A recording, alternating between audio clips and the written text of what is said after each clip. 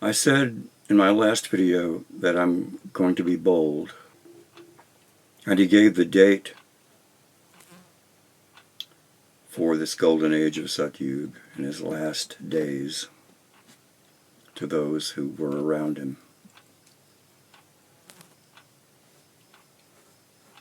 It's not just our democracy that's in an emergency. That's going to end anyway when the golden age comes and we don't need democracy anymore or any kind of government. The fall of all man-made governments is the first stage of the chaos that gives rise to a spiritual change on this planet.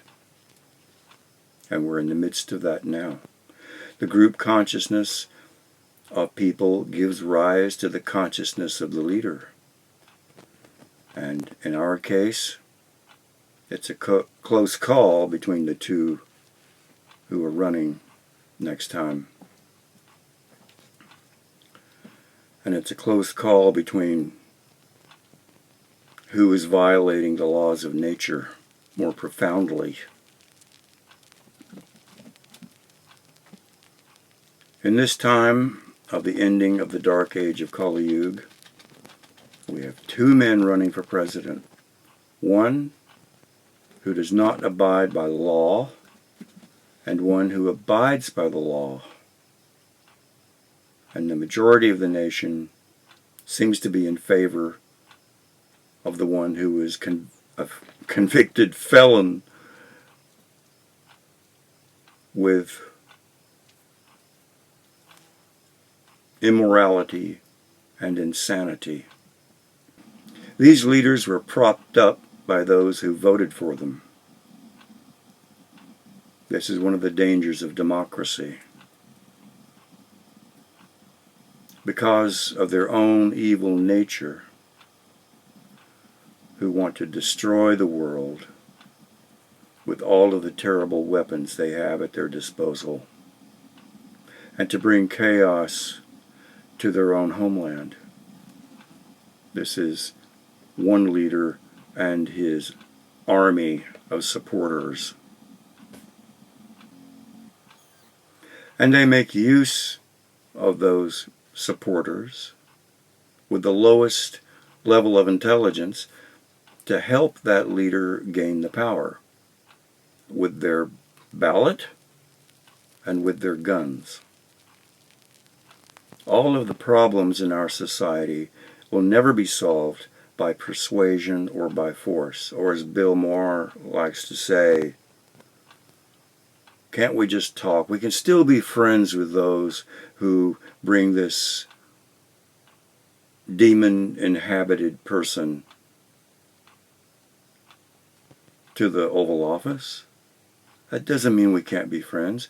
Yeah, it does. It does matter.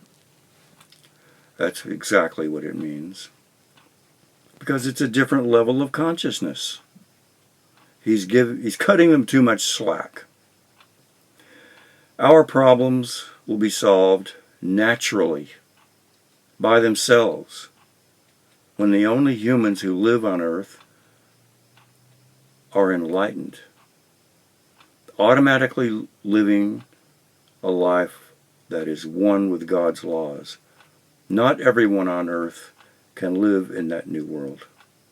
They can't even breathe there. And it's the weakest and laziest of the others who allow this to take place. And even they don't embrace a method to bring world peace. We've offered it to every president and every member of Congress since the 1960s. Their answer was always the same. We'll use bombs instead. Until now, humans have been sitting on the fence regarding right and wrong. Most don't even know the difference between right and wrong.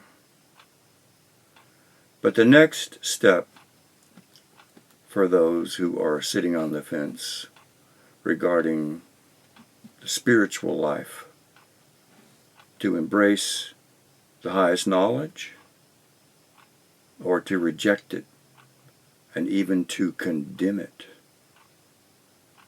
as destructive to their useless religion. And this was already decided before you were born, which side of that fence you're going to jump on. It's purely a matter of your level of spiritual evolution toward oneness of God. Oneness with God to whether or not you will survive this earth transition. And very soon, everyone, in a spiritual sense, will jump off that fence too. The planet is running out of time. So I'm going to be bold. Maharishi told us that in the introductory lectures in the TM centers, the teachers should start telling everyone about the 7 states of consciousness, and that Maharishi and Guru Dev are in the process of creating heaven on earth. These 2 things. The days of listening to Jerry Seinfeld praise TM as a way to get better sleep are gone. Or David Lynch making violet films because you become more creative. Those days are gone. And actresses that say TM helps them get centered, whatever that means, those days are gone. These are little things.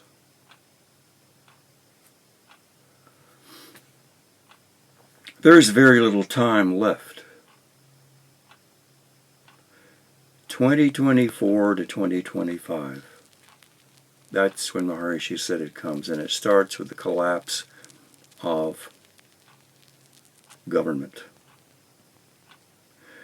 Learn the technique to prepare yourself for the great world transformation that is about to take place, and make a donation, which is an ancient tradition allowing you to demonstrate your deep appreciation for this precious knowledge, which all of the money in the world cannot buy.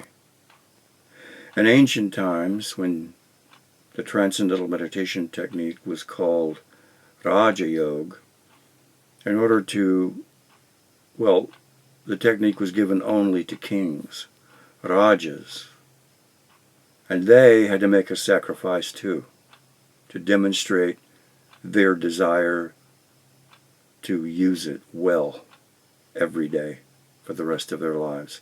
So they had to give up half of their land to the ashram, which was sold to support the ashram. Everyone had to make a sacrifice for it, and I certainly made mine.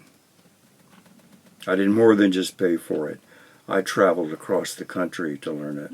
That was a long time ago. No other spiritual leader on earth is privy to this technique for experiencing your own awareness as unbounded right away and without any effort. The technique will allow you to make the fastest spiritual progress possible in these last days before Satyug comes. There are plenty of so-called spiritual people who are full of violence and follow religions that do not give them enlightenment or any kind of salvation. They think it comes after you die. The time to get enlightened is while you have a human body. The angels envy us because we're on earth. Learn the technique that will give you the real meaning of your religion. You cannot experience the fullness of God until you are experiencing the fullness of yourself. Fully. If you're asleep, you can't appreciate God. If you're half awake or not very smart, not fully awakened, how are you going to appreciate God, something that is vast and unbounded? You become unbounded yourself, and that's the start of experiencing God. And while we're on the subject, this includes the so-called spiritual people who are naive enough to channel spirits and lose their own will to the will of the spirit they're listening to. It's all over the net now, and it's just part of the influence of dark spirits distracting millions of people away from the highest knowledge for their own glory, satisfaction, and energy they get from humans when they come inside them. Those naive people become too stubborn to seek the highest knowledge. We've found it, they say, and thank you, my friend. It's nothing more than a way to pad their own egos, both the spirit and the person doing the channeling. They have sold their souls to that spirit. The collapse of governments going on all over the world is just the first stage of this spiritual shift. Much greater chaos is coming, and more on that in the next few videos. Remember that this is the dark age of Kali Yuga, a time when all that is good is considered bad, and all that is bad is considered good. And those who cannot recognize this highest knowledge for what it is, who denigrate it, who despise it, who spread lies about it, and maybe learn it and then abandon it, and then say bad things about it, just before they reach a sudden leap in higher consciousness while using it. They've truncated their progress and then created really bad karma for themselves. This disinformation travels much faster in this destructive age of Kali Yuga now that we have the internet, where even the ignorant can reach thousands or millions of people. The millions of others who keep using the knowledge and using the technique to radiate their pure awareness all over the world and are bringing about a transition on the earth, are the lucky ones. That sudden shift from darkness to light coming in the next year and a half will be chaotic, but the chaos will be temporary. I'll explain all the rest in my next video, and I'll answer every question in the comments. So subscribe so you can get the answer more quickly. And share this video with anyone you know.